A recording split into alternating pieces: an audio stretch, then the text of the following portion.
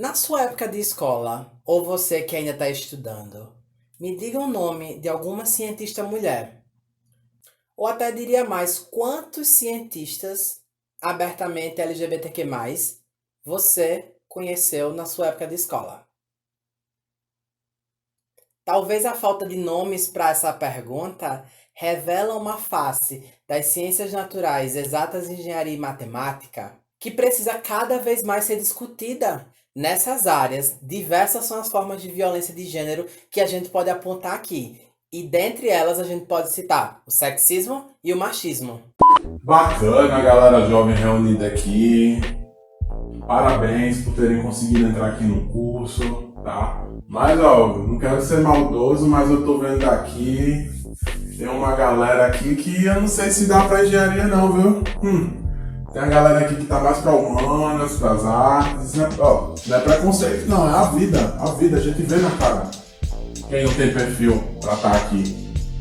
A gente sabe que a engenharia é uma área que, tipo, não dá, né? Gente muito delicada. Por exemplo, as mulheres elas não conseguem acompanhar o canteiro de obra, né? Então, a gente acaba tendo que ficar na parte mais limpinha da obra, sabe? Então, fiquem sabendo disso aqui. O negócio é, ó, é pra se torar.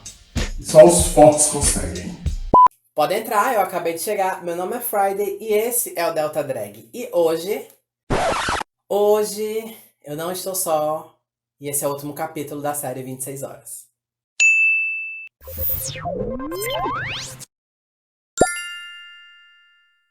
As ciências naturais, exatas, engenharias e matemática, elas têm em comum que muitas das suas descobertas, dos seus avanços e de seus feitos estão associados a ideias e pesquisas desenvolvidas por homens. E vale lembrar que não é qualquer homem, eu preciso enfatizar que é o homem branco, cisgênero e heterossexual. Embora essa percepção ela seja um tanto que imprecisa, ela não está incorreta.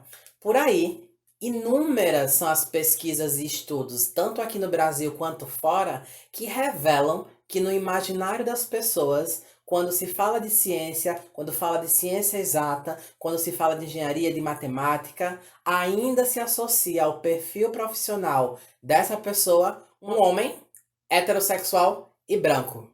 E assim como qualquer atividade humana, essas áreas estão inseridas de uma organização estrutural que tem como base a perspectiva masculina de fazer ciência. E não, só para frisar, é preciso lembrar que não só nas ciências naturais, exatas e matemática, mas toda a área de produção intelectual ela é predominantemente ocupada por homens, principalmente nos cargos de liderança.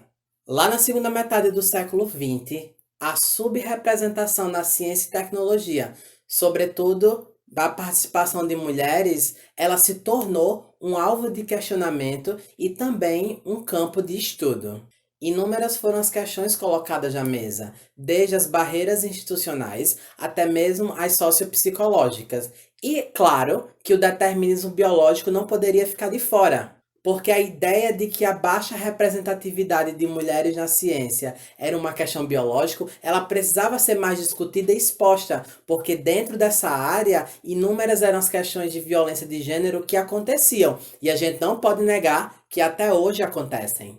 A história da ciência está aí para provar que a ciência e tecnologia sempre se apoiaram em valores e estereótipos masculinos do que é fazer ciência. Passando assim uma ideia de que a ciência e tecnologia é um campo restrito apenas para os homens. Ok, esse vídeo ele não é sobre a questão da subrepresentatividade das mulheres na ciência, mas não podemos negar que elas são historicamente as maiores vítimas de marginalização dentro da comunidade científica, principalmente se elas forem mães, negras, LGBTs e trans. E é partindo de referenciais que falam sobre o sexismo, o machismo e o heterossexismo nas ciências naturais, exatas, engenharia e matemática que a gente vai costurar as discussões aqui no vídeo de hoje e falar sobre como a comunidade LGBTQ+, é marginalizada historicamente dentro da comunidade científica. Rapaz, eu tava aqui pensando. Eu sei que esse estudante ele tem tudo, né? Tem uma qualificação maravilhosa, mas você sabe, né? Botar gay e mulher no laboratório para trabalhar é comprometer o resultado porque é muita picuinha, muita conversinha e isso vai comprometer o trabalho. Então eu prefiro esse candidato aí do P1. Ele é bem viril, né? Acho que ele dá conta do trabalho. A gente precisa ter um olhar clínico quanto aos perfis históricos que esses cursos já têm desde a implementação das universidades, tanto no Brasil quanto no mundo.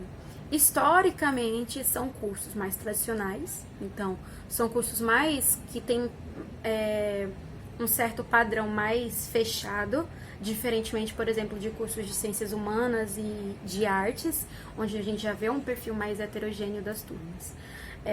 Então, essas classes desses cursos de química, física, matemática e as engenharias também, são compostas basicamente por um perfil muito bem definido, que é composto de homens cis, hétero, a maioria branca. Existe sim um código de comportamento, um código de conduta que silencia os LGBTs, assim como todas as diversidades na área de exatas, como em toda a academia, porque a academia, e isso ocorre com mais força na área de exatas, incorporou, digamos que um espírito que traz em si elementos como a LGBTfobia, o machismo, a misoginia, e traz também um senso de polimento, né? Algo do positivismo, que é deixar fora afetos, emoções, etc.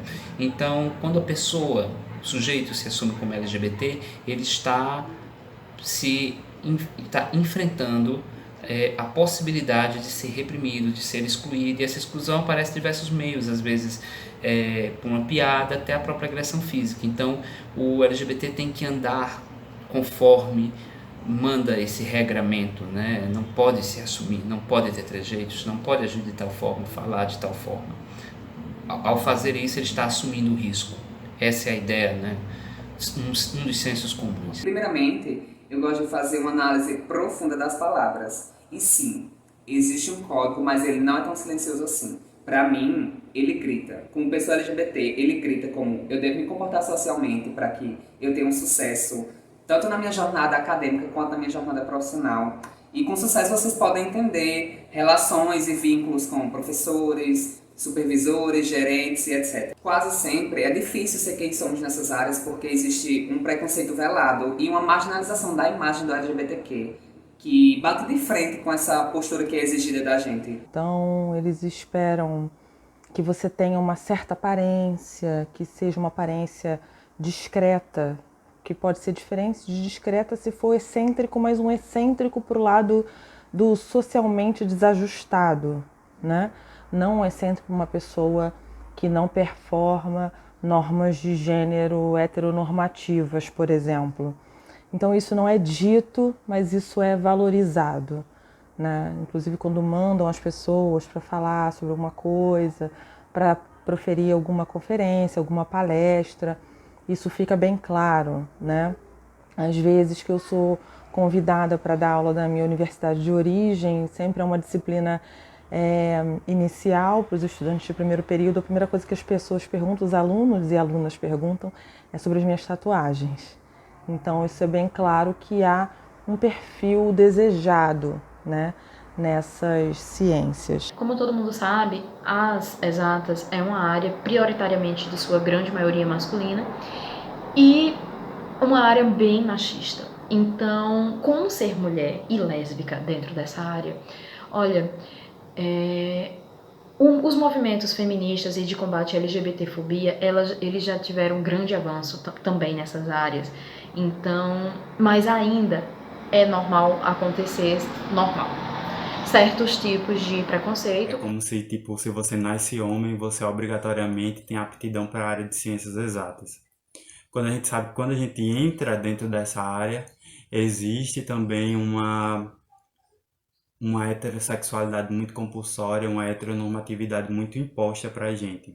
Quando você não performa essa heteronormatividade, você acaba sendo perseguido de uma forma muito silenciosa. Você não percebe como é que as coisas acontecem, mas logo depois que você tem um pouco mais de profundidade em relação ao debate da LGBTfobia, você percebe que durante a graduação ou até mesmo no seu campo de atuação, você percebe que pessoas LGBTs, elas são deixadas mais no lugar de secundário, né? Elas não passam a ser as pessoas preferidas para exercer determinadas atividades, porque simplesmente alguns professores ou colegas acham que você não tem capacidade para exercer tal atividade ou função. Vê que habilidades e capacidades de seres humanos não se mede por gênero e pela capacidade dele amar e pela forma dele se vestir, enfim, mesmo assim somos julgados por isso. E o que eu percebo dentro das ciências exatas, estando um pouco nesse meio, é que existe uma falta de diversidade muito grande. E essa diferença é ainda maior quando eu comparo com as biológicas. Porque quando eu estava mais dentro das biológicas, na verdade eu ainda estou, mas o que eu sinto de grande diferença é que dentro das biológicas as pessoas parecem que têm mais liberdade para poder vestirem o que quiserem, para poder agirem como quiserem. Tem uma liberdade um pouco maior, que dentro das ciências exatas isso parece não existir. É um meio que parece que você tem que agir e se portar de um determinado jeito, porque é uma maioria de homens cisgênero que se vestem de uma maneira similar, agem de maneira similar, e é um meio que não é muito receptivo à diversidade. Eu acho que cursos mais de humanas e estariam no extremo, e os cursos mais de engenharias e tudo mais estariam em outros extremos, e a biológica, a medicina, essas mais médicas estariam no meio, aqui da natureza, talvez estariam no meio, porque eu acho que são tendências dos próprios conteúdos que as pessoas debatem dentro da universidade, que potencializam, geram ou diretrizam esses parâmetros. E ser uma pessoa LGBTQ+, nas ciências naturais, exatas, engenharia e matemática, não é muito diferente do que a gente viu no documentário sobre o mercado de trabalho. No geral, eu poderia dizer que viver em um ambiente marcado por suposições heteronormativas de que nossas identidades, elas não existem ou até mesmo são anormais. Nas ciências naturais, exatas, engenharia e matemática, um estudo americano mostrou o seguinte: aqueles que violam as regras de gênero, eles tendem a sofrer constantes retaliações e uma cobrança maior mediante os resultados esperados em relação ao seu trabalho. E claro, isso é reflexo da norma que existe na nossa sociedade, que cobra que todos os nossos corpos e performances de gênero estejam alinhadas com princípios heterossexuais. E com relação às mulheres, o que se observa nessas áreas é que existe uma tendência ao abandono dos atavios de feminilidade. E o que seria isso? Seria dizer que as mulheres, elas tendem a não expressar de forma tão visível a sua feminilidade. E isso acontece na intenção das profissionais serem levadas mais a sério e para evitar a atenção indesejada para a sua sexualidade. E aqui entre nós, a gente não pode negar que dentro das ciências naturais, exatas, engenharia e matemática, poucas são as lideranças femininas ou abertamente LGBTQ+. E quando a gente encontra, a gente percebe que essas pessoas, quando estão nessas posições, elas são frequentemente cobradas e testadas pelos colegas. Rapaz, antes de pegar essa disciplina, eu soube que quem estava aqui era uma professora que dizem que ela tem doutorado em Química Teórica, mas duvido ela se garantir. Pelo que eu tô vendo, ela tá dando umas fraquejadinhas aí, tá fazendo uns trabalhos aí na área da educação. Não é o que esperar, né? Não dá pra todo mundo, não. Nas universidades a gente tem uma reprodução, é claro, do que a sociedade e mais especificamente do que o mundo de trabalho, que as indústrias e as empresas, elas reproduzem, né? O que elas botam como padrão. Então, acho que por conta disso, a grande parte da população LGBT que tem nesses cursos, elas preferem se manter silenciosas quanto à sua sexualidade ou identidade de gênero. Há um tempo atrás, eu gritava pra todo mundo: eu sou homossexual. Eu gritava, literalmente gritava. E eu queria que todos soubessem que eu era homossexual. Porque foi uma forma que eu encontrei de me preservar, de me proteger. Preservar não, proteger. Como? Eu vou falar logo pra todo mundo e quem tiver com qualquer piada ou qualquer coisa, isso aí é da parte dele. Então não tem nada a ver comigo mais. Ele já tá sabendo. Com o passar do tempo, a gente vai aprendendo, evoluindo, graças a Deus. Eu passei a não falar mais. Mas eu também nunca escondi. Pessoas que me perguntam, pessoas que veem a minha aliança no dedo, perguntam, seu namorado, seu marido. Não, não tenho marido, eu tenho uma esposa. É uma mulher. É uma mulher. Quanto tempo? Tanto tempo junto. E isso é bem natural. E acontece sempre. Hoje em dia, eu não falo tanto sobre isso no trabalho. Eu tento me preservar muito, assim, até por conta da minha companheira também. A gente tenta se resguardar um pouco para viver a nossa vida do jeito que a gente gosta. Porque é um ambiente altamente masculino e tem muita piadinha lesa que eu nem como mulher gosto e nem como uma pessoa da comunidade LGBTQ+, também não gosto. Quando eu estava no doutorado, eu tinha uma colega que ela era LGBT e ela dizia que ela era da política. Se ninguém perguntar, deixa passar batido. Como se fosse ok a pessoa pensar que você é hétero. É melhor que ela pense que você é hétero do que pense que você é LGBT. Como se ser LGBT fosse um problema, você precisasse manter isso escondido no sigilo. E isso é muito problemático, principalmente nas exatas, que eu sinto esse receio de ser abertamente LGBT muitas vezes. Apesar de que, por exemplo, eu já usei esse casaco para trabalhar e esse casaco é a bandeira bi. Eu estou literalmente vestindo a bandeira bissexual. E eu tive medo. Eu já tive medo de pessoas me agredirem verbalmente, de pessoas me agredirem fisicamente. E você sentir medo por causa de uma roupa que você está vestindo, gente, é ridículo. Essa forma silenciosa de atuar sobre as nossas cabeças, sobre as nossas mentes, faz com que a gente esconda a sexualidade para que a gente não seja mais preterido. Então a gente passa a agir como pessoa heteronormativa ou heterossexual para simplesmente ganhar a confiança e ainda conseguir demonstrar capacidade para exercer aquela atividade ou função. Esconder aspectos da vida pessoal para o pessoal da área de exatas e falando pela área de tecnologia, eu acho que é um aspecto muito comum. Eu posso até associar 2 pontos. Um deles é o perfil das pessoas. Quem era da área de tecnologia geralmente tem um perfil mais introspectivo, mais introvertido. E termina que assim, tem o hábito, seja por repressão ou experiências ruins que teve, de não demonstrar quem é. E isso inclui também a homossexualidade. Eu acredito que há pessoas, sim, que acabam escondendo algumas características da sua personalidade, da sua vida mais particular, para poder se ajustar nesse perfil desejado. Eu conheço algumas pessoas que fizeram isso. Eu mesma passei por isso no início da minha graduação, dos meus estudos.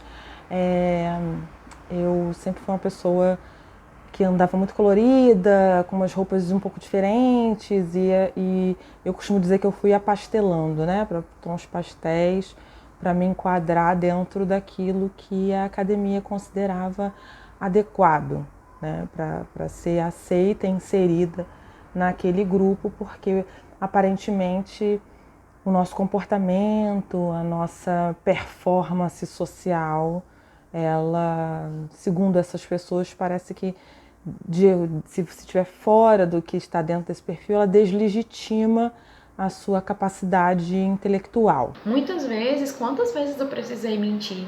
Na verdade, omitir. Não poder dizer com quem eu namorava, não poder dizer sobre minha vida, com medo das retaliações, já que eu já tinha sofrido bastante diante disso. E respeito esse tipo de comportamento, embora ele seja resultante de 2 fatores, na minha opinião. Primeiro, o quão a sociedade é LGBTfóbica, de um modo geral, e o outro é o quão essa pessoa tem LGBTfobias internalizadas. Então, eu acho que esse tipo de comportamento está entre esses 2 extremos e as pessoas que estão nessa situação têm que pensar bem. Porque realmente não é fácil enfrentar uma sociedade LGBTfóbica, mas também não é fácil ter medo ou melhor, não é o ideal você ter medo de enfrentar a sociedade por causa das suas próprias LGBT-fobias. Então esse é um ponto que vale muita reflexão. Eu, pessoalmente, não passei por isso, até porque migrei de área, mas presenciei muito isso, como ainda presencio colegas que trabalham no campo das engenharias. O maior desafio da comunidade LGBT com as ciências exatas, porque é uma coisa em comum, é o rompimento com essas amarras, né? É a reconstrução de uma forma de ciência inclusiva, acolhedora, né? Já no mercado de trabalho, realmente, para poder entrar, você tem que criar um personagem, você tem que mostrar, talvez, uma pessoa que você não é ali. Tem que... eu lembro no meu estágio, para poder, na minha seleção, engrossar a voz, ter uma postura mais máscula, para poder conseguir aquela oportunidade. E só depois de efetivado que começaram a me soltar um pouco mais. Mas até mesmo uma obra que eu estagiei, o engenheiro nunca falou comigo. Nós eram 6 estagiários, ele falava com todos, mas comigo eu sentia que ele não falava. Ele sempre tinha uma piada homofóbica que fazia em grupo lá e eu ficava assim, meu Deus do céu, que estúpido. Mas não podia fazer nada, né? E eu notava isso. Sempre quando iam turmas de alunos lá para fazer visita técnica e tinha alguma pessoa que tem algum trejeito a mais, sempre tem alguma piadinha rolando, sempre tem algum comentário rolando. E você notava que era o preconceito nítido ali das pessoas, o olhar das pessoas eram preconceituosos. E atualmente eu tenho amigos que atuam na área, como profissionais engenheiros civis, também como professores, como mestrandos, doutorandos, todos na área da construção civil, na área da engenharia civil, e que ainda se escondem também atrás de personagem, porque é o seu orientador que não aceita essa exibição, na faculdade, para os alunos começarem a respeitar, porque imagina, geralmente os alunos de engenharia civil são muito preconceituosos, bem preconceituosos. Imagina ter um professor gay. Foi bastante complicado para mim quando eu entrei na faculdade. Eu que tinha saído de uma cidade interior para ingressar num curso de engenharia na capital, o qual eu percebi que eu não estava preparada só depois. E no meu início na faculdade, a minha vida se resumia entre estudar para ter um futuro e trabalhar de peruca para ter o que comer. Imagina compartilhar isso com seus colegas assim de primeiro contato. Assim como também eu não me sentia confortável em falar que eu era estudante de um curso de engenharia têxtil, simplesmente por existir essa imagem forte do conservadorismo na área das engenharias. Muita gente que me conhece pelo meu trabalho não sabe que eu curso engenharia têxtil até hoje, porque no início eu não compartilhava. Mas hoje eu visto a camisa justamente para quebrar esse estigma que as áreas de engenharia têm, porque tem drag lá sim. E com o tempo eu fui me abrindo com os meus colegas e com os professores também e fui descobrindo mundos que também eram escondidos pelos mesmos motivos que os meus. Inclusive, eu tenho um professor que é muito amigo meu, que também é LGBT, mas não explicitamente, se assim posso falar, apesar de que sempre, vez ou outra, encontro ele nas festas que eu trabalho. Quando ele assumiu cargos importantes dentro do departamento, ele sofreu com vários comentários desmerecedores a respeito de sua vida pessoal. E assim, é triste, mas eu tenho ele como exemplo para saber como lidar com essas situações, olhando de uma perspectiva assim de cima, de um cargo importante, assim, se é que dá para entender. Assim como no mercado de trabalho, só que de forma mais intensa, é comum se perceber uma separação absurda sobre a sua vida pessoal e o seu profissional. E a raiz de tudo isso está naquele princípio da objetividade científica, que faz com que indivíduos LGBTQ+, se mantenham resguardados ao máximo que puderem em relação às suas identidades de gênero e sexualidades. E a gente precisa evidenciar uma questão aqui. Uma real necessidade de se resguardar e ocultar a sua identidade de gênero ou sexualidade, isso vai trazer efeitos colaterais para o indivíduo que podem comprometer o seu rendimento e a sua saúde mental. Uma pesquisa de 2014, realizada com pessoas LGBTQ+, nos Estados Unidos, pela Human Rights Campaign Foundation, revelou o seguinte: 70% das pessoas entrevistadas consideram não profissionais discussões sobre identidade de gênero e orientação sexual no ambiente de trabalho. E os autores desse estudo, eles trazem uma análise sobre esses dados, revelando o seguinte: Essa internalização da percepção dessas discussões como não profissionais constitui um comportamento excessivo, mesmo que no ambiente de trabalho aconteçam discussões de pessoas heterossexuais sobre a sua família, sobre seus relacionamentos. É como se essas pessoas entrevistadas vissem nas suas identidades de gênero e sexualidades algo inferior ao comportamento heterossexual. Então, pessoal, quando a gente terminar a titulação, a gente tem que dar uma olhada com bastante atenção para ver se formou algum precipitado. Tudo bem? Entenderam? Entenderam, meninas? Luiz, entendeu? Eu reforço porque eu sei que vocês têm mais dificuldade que a turma, porque essa área requer um pouco de rigor. A gente sabe que os homens eles levam isso mais ao extremo. E assim, com todo respeito, Luiz, você sabe o que eu tô falando, né? Nunca presenciei nenhuma violência física, mas violências verbais e psicológicas, isso é rotineiro. Também reproduzindo o que a gente sabe que a sociedade acaba pregando. Desde a graduação, escutava piadinhas, comentários, porque você não faz arquitetura, porque você não faz design de interiores, botinha rosa, não vai aguentar os cálculos, não vai aguentar ir para uma obra cheia de poeira, não vai ser o que, sempre. Escutei muito, toda a minha graduação. Isso me motivou cada vez mais a estudar e acabar até me formando um período à frente do pessoal da minha turma. Quando eu estava na graduação, mais precisamente no ano de 2015, um professor do departamento de engenharia de pesca da universidade vivia utilizando sua rede social para postar conteúdo extremamente homofóbico. Não satisfeito com isso, o mesmo decide publicar um livro que basicamente é uma fantasia criada da cabeça dele, no qual ele fala que a heterofobia existe e que ela é maior que a homofobia, sendo risco para o Estado de Direito. Fico me questionando quão horrível deve ser ter aula ou ser orientado por um professor que nitidamente odeia sua orientação sexual ou identidade de gênero. Eu já presenciei algumas situações de discriminação contra algumas pessoas e eu já vivi algumas situações de discriminação, especialmente por ser mulher, na academia e no trabalho relacionado a essa academia, né? Porque o que parece é que a performance laboral, a performance intelectual passa ainda por um conceito, mesmo que seja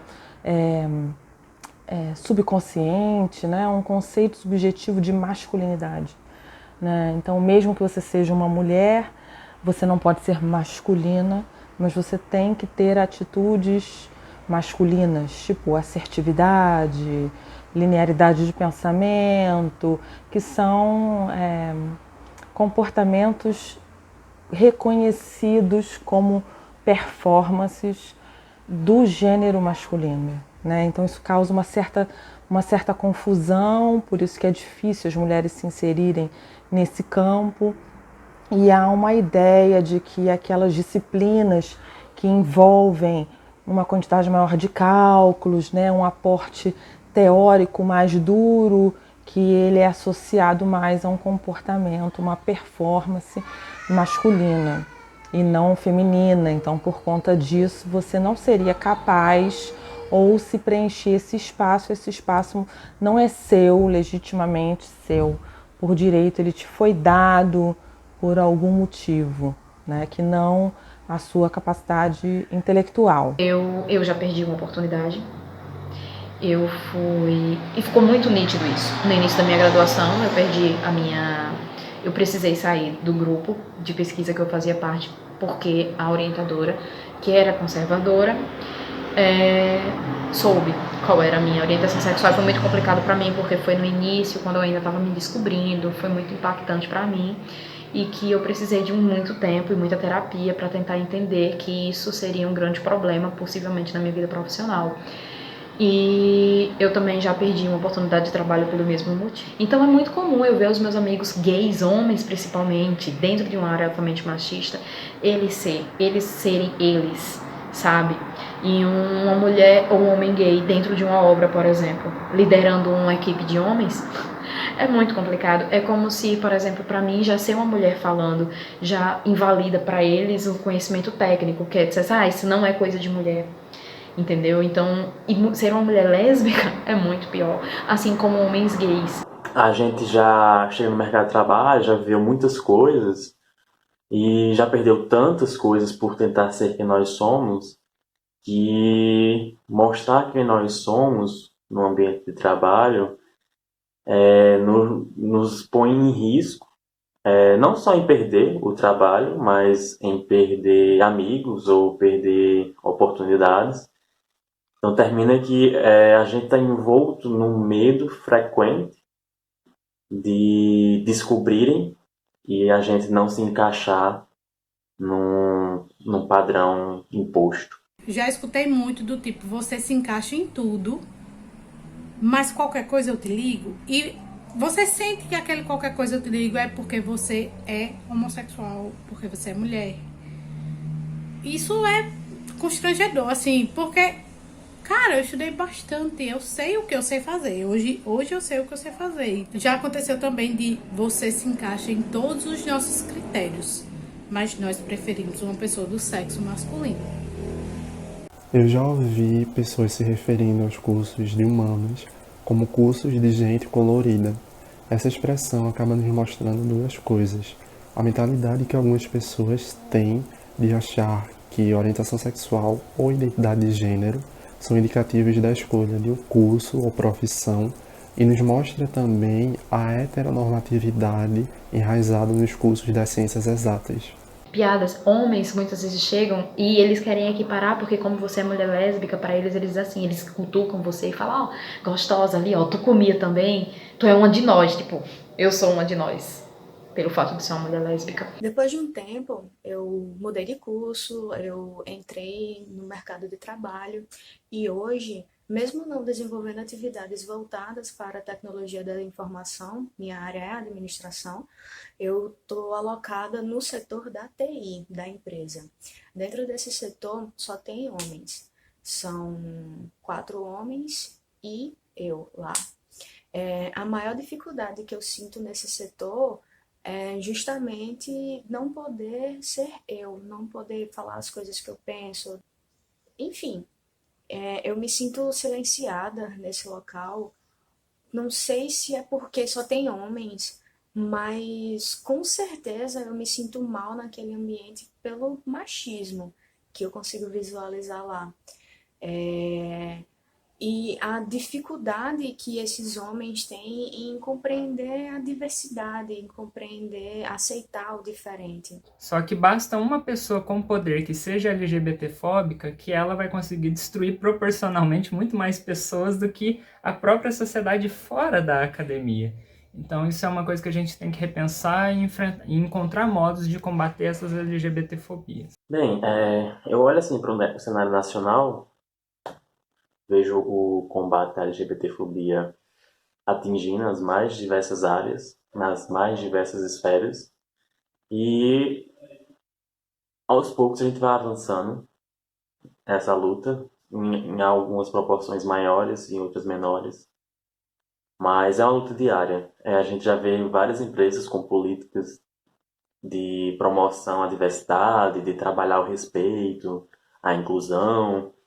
Claro, muita gente tem um interesse de marketing, né, de promover a imagem da empresa, mas eu acho que isso ainda assim é um avanço.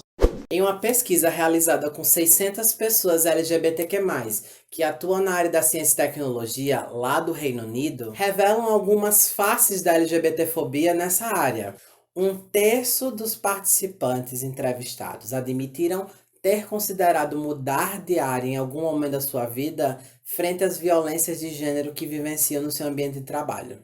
18% dos participantes admitiram ter sofrido bullying no ambiente de trabalho ou ter vivenciado alguma situação de constrangimento para com si ou com outras pessoas. E o número aumenta para 32% quando a gente vai analisar apenas as pessoas trans que foram entrevistadas nesse estudo. E outros aspectos que essa pesquisa também revela é referente ao preconceito indireto, que, como eu falei lá no documentário Ei, posso te fazer uma pergunta? Ele acontece por meio de piadas, comentários necessários, exposições, e nessa pesquisa especificamente, os participantes relataram questões como o uso pejorativo da palavra gay, o uso inadequado de pronomes de tratamento para com pessoas trans ou não binárias, dentre outros aspectos. Uma das fontes que eu me baseei para construir o roteiro para esse documentário foi com base num estudo de 2015, realizado com cerca de 1.400 pessoas lá nos Estados Unidos. E claro, né, esses participantes são da área da ciência e tecnologia, onde a gente tem as ciências naturais, exatas, engenharia e matemática, e eles relataram que espaços em que há uma maior participação de mulheres, geralmente se tem mais tolerância e acolhimento da diversidade. E esse último documentário, pessoal, ele me deixou um tanto que chocado, porque de todos é o que tem o menor número de participantes, tirando o primeiro, mais direitos, e 13 pessoas que eu convidei,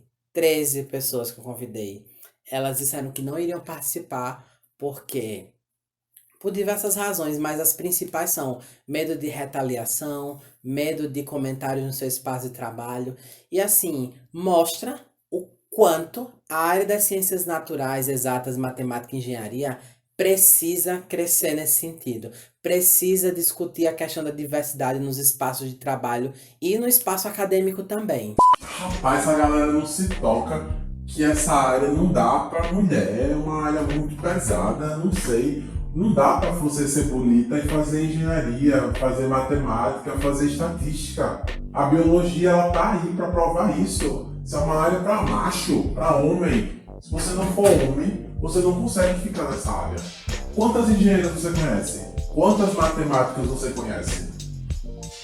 Eu nunca vi uma mulher com doutorado em física nesses meus 30 anos aqui. Nunca vi na minha vida. Isso é muito complicado, muito difícil dentro da área de ciências exatas, porque ela acaba influenciando você a não fazer esses debates de LGBTfobia. Você acaba sendo motivo de piada, muitas vezes você escuta a piada calado, aquilo te machuca e você não consegue expor porque você tem medo de que não consiga respeito e nem confiança dos seus colegas para conseguir exercer suas atividades com tranquilidade.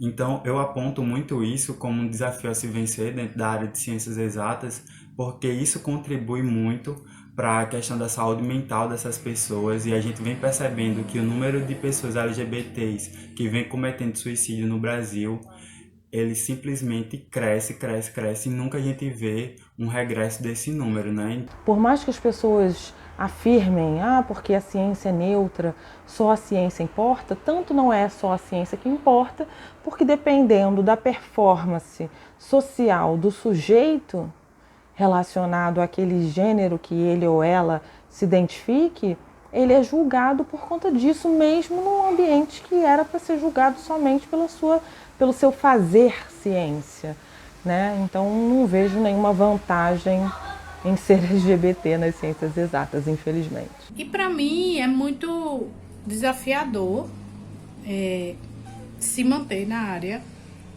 diariamente. Assim, eu particularmente criei um desafio diário para mim mesma. Eu não preciso já evoluir a ponto de saber que eu não preciso mostrar para ninguém o que eu sei. O que eu sei, eu realmente sei. E ninguém vai tirar o conhecimento que eu tenho. O conhecimento que eu adquiri por mérito e esforço meu. É desafiador ser mulher e ser homossexual nessa área, muito, porque a gente sempre acaba escutando coisas desnecessárias aos nossos ouvidos. E isso é horrível. Horrível. Cara, eu queria pegar metade, só metade, dos homens que eu convivo, para ter uma conversa bem de boa sobre o que é uma mulher. Para eles entenderem o que é uma mulher. Isso seria fantástico. Seria realmente fantástico. Mas eu falo para você que quer entrar na área, que quer ser um engenheiro civil, que não desista, porque eu acho que a gente está aí para quebrar mesmo esses paradigmas e mostrar que nós somos bons profissionais, independente da nossa sexualidade. E se hoje eu sou um bom profissional foi porque eu rompi todo esse preconceito que tive durante a minha graduação e no meu começo como profissional. Hoje eu vejo que o meu maior desafio dentro do meu campo de estudo, dentro das engenharias, é o mesmo que eu tenho em toda a vida, que é existir e resistir, sobreviver. Mas olhando de uma perspectiva positiva, é muito bom estar nessa posição de vetor que desconstrói e espatifa todos esses sistemas e construções sociais de colegas e professores que por vezes sabem e respeitam a nossa existência, mas não compreendem totalmente, sabe? Mas quando se olha da perspectiva positiva da coisa, é muito bom estar nessa posição de estar num curso conservador e ser quem somos. É muito bom estar na posição de ser o vetor que desconstrói e espatifa esses sistemas e construções sociais de colegas e professores que por vezes sabem e respeitam a nossa existência, mas não compreendem totalmente. Eles não têm essas informações da nossa comunidade detalhadas e eu levo essa informação até eles existindo. Eu sou essa informação para eles. E hoje, para quem tem acesso a essas informações, respeitar é apenas um mínimo. Não é mais o bastante, é preciso conhecer para entender, para compreender. E é por isso que a gente chama aquele espaço de comunidade acadêmica, porque a gente está lá para aprender. E o respeito tem que andar junto. Tem que mudar a maneira como as coisas acontecem dentro das ciências exatas. A gente precisa de mais diversidade. E eu acho que um dos grandes desafios das ciências exatas é justamente promover eventos dessa forma. Ou então contratar professores ou profissionais que sejam LGBTs. Porque muitas vezes o simples fato da gente estar ali ocupando aquele lugar já manda uma mensagem para a pessoa dizendo que sim, que a gente pertence àquele lugar, que está tudo bem e que não tem nada de errado com a gente. Eu acho que mais importante ainda é mostrar para outras pessoas LGBTs, alunas, alunos LGBTs, que está tudo bem, que eles vão conseguir se formar e conseguir se manter na área porque estão vendo uma pessoa ali que está servindo de espelho para elas, está servindo de inspiração. Então esse simples fato é muito importante, só que eu acho que é um grande desafio para as ciências exatas, porque ainda é uma área majoritariamente masculina. Então, ainda há muita luta. Eu não consigo enxergar atualmente uma vantagem de ser mulher lésbica nas exatas. Eu não sei, mas eu tô aqui e luto todos os dias para combater o machismo e a LGBTfobia dentro da minha área. Todos os dias, em todas as oportunidades, mesmo que isso me gere, por muitas vezes, retaliações graves. Um dos desafios de qualquer minoria está no fato de conquistar espaços no qual pessoas dizem que não lhes pertencem, e no caso dos LGBTQI+, nas ciências exatas, não poderia ser diferente. Sempre as minhas estudantes que eu ia na frente, levando tapa na cara, porque antes de eu levar esse tapa na cara da sociedade, para que a sociedade me aceite do jeito exatamente que eu sou, e porque eu mereço respeito, outras mulheres, antes, outras pessoas LGBT que mais lutaram para eu estar aqui falando e tendo meu momento de voz, e eu vou ser a pessoa que vai na frente para outras pessoas que ainda estão por vir para poder falar também e questionar sempre a sociedade. Que lugar de mulher onde ela quiser, sendo na ciência, amando quem quiser, e nos respeitem, mais uma vez, nos respeitem.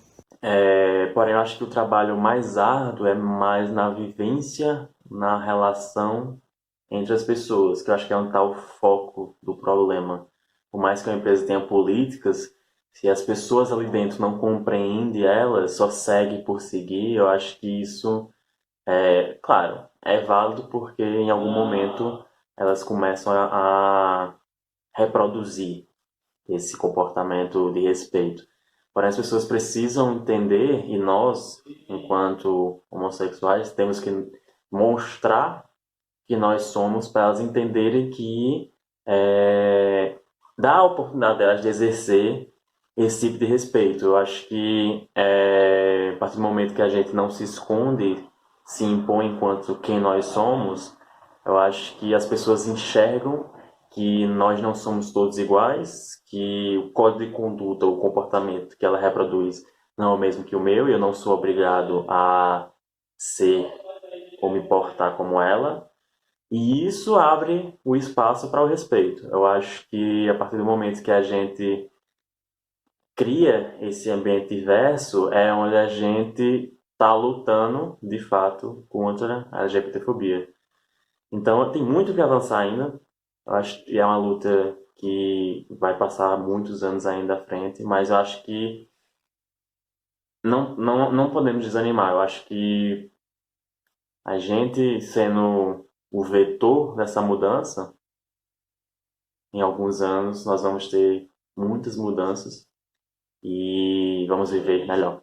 E existem espaços de resistência, ou seja, também uma vantagem é poder se reinventar, reinventar as formas de sociabilizar, reinventar a forma de ver o mundo, de enxergar a si próprio, que também vai tanto do LGBT para com a ciência, como da ciência com o LGBT. E existem dentro da própria área de exatas e engenharia algumas, incluindo também licenciaturas desse campo, algumas licenciaturas e alguns cursos que já acolhem a comunidade. E dentro desses espaços também existem iniciativas coletivas dos próprios estudantes para enfrentar esses problemas que tem lá e se reinventar e inventar alternativas. Independente de qual ambiente estejamos, sempre haverão dificuldades e barreiras para pessoas LGBTQs, isso é um fato. A gente tem que estar sempre entregando um trabalho duplo para que a gente tenha o nosso esforço notado, nossa capacidade, o que a gente está propondo, entende? Mas assim, eu tenho um mantra em minha mente que eu uso sempre que eu encontro uma barreira que me impeça de realizar algo. E essa voz dentro da minha cabeça fica gritando comigo quando eu penso que algo vai ser difícil e ela fica dizendo: bicha quer, bicha faz. Bicha quer, bicha faz. Bicha quer, bicha faz. Bicha quer, bicha faz. Bicha quer, bicha faz. Infelizmente, eu não encontrei nenhum estudo aqui do Brasil, até o momento, que fale sobre a vivência de pessoas LGBTQ+, nessa área. Inclusive, se alguém tiver, me manda. Foi tudo baseado em relatórios, pesquisas e artigos internacionais. Porém, o que eu encontrei nas fontes que eu usei para esse relatório já era algo que eu esperava, já era algo que a gente já viu que acontece na escola e no mercado de trabalho. E na ciência, que tem um viés totalmente androcentrista, não seria diferente. E a gente não pode negar que quando a gente aumenta a visibilidade de nossa população nessas áreas, a gente está fazendo com que estudantes que estão pensando em algum momento ingressar nessas áreas se sintam encorajados. Até porque a gente sabe que a mídia, ela acaba por perpetuar esse estereótipo de que a ciência e tecnologia é uma área restrita para homens. Basta a gente olhar nos filmes, nos desenhos. Eu sei que é algo que vem mudando aos poucos, mas o imaginário de muita gente, quando se fala cientista, ainda se habita a imagem de um homem branco, do cabelo branco, velhinho, isolado, bem estereotipado, bem próximo do Albert Einstein. Só que a gente não pode negar que a ciência e a produção científica, ela muda. E na história da ciência, principalmente atual, muitas mulheres, muitas pessoas LGBTQ+, estão dando sua contribuição e elas precisam aparecer. Porque, sem sombra de dúvidas, elas vão ser referência para que outras pessoas existam nessas áreas. E no mais, pode parecer ilusão, mas eu sou um tanto que otimista em relação ao quanto as ciências naturais, exatas, matemática e engenharia se abriram mais nos últimos tempos. Só que ainda precisa se fazer mais. Poucos são os espaços onde a gente encontra professores, profissionais que são abertamente LGBTQ+, que são abertamente feministas, que são abertamente antirracistas, para que promovam pautas sobre direitos humanos dentro dessa área. Porque a gente não pode parar de reproduzir o que a gente viu na sátira de hoje, não. Porque essas sátiras, elas são totalmente baseadas em fatos reais. Existem muitas pessoas dentro dessas áreas que contribuem para comportamentos como esses. E isso precisa acabar imediatamente.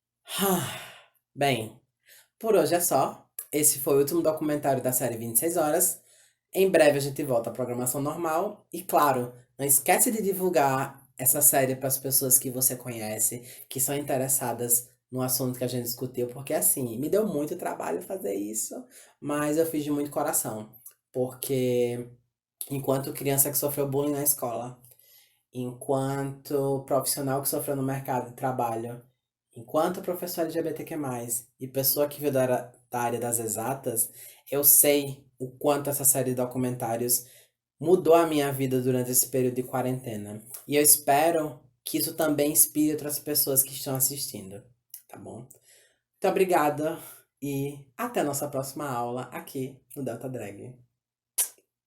Bem, eu não sei se vocês notaram, mas eu nunca usei cabelo preto em nenhum vídeo aqui do Delta Drag. E hoje eu resolvi usar um cabelo preto e lentes de contato, porque eu queria dedicar esse vídeo a uma mulher que, sem sombra de dúvidas, foi fundamental na minha permanência na licenciatura em Química, professora Alessandra.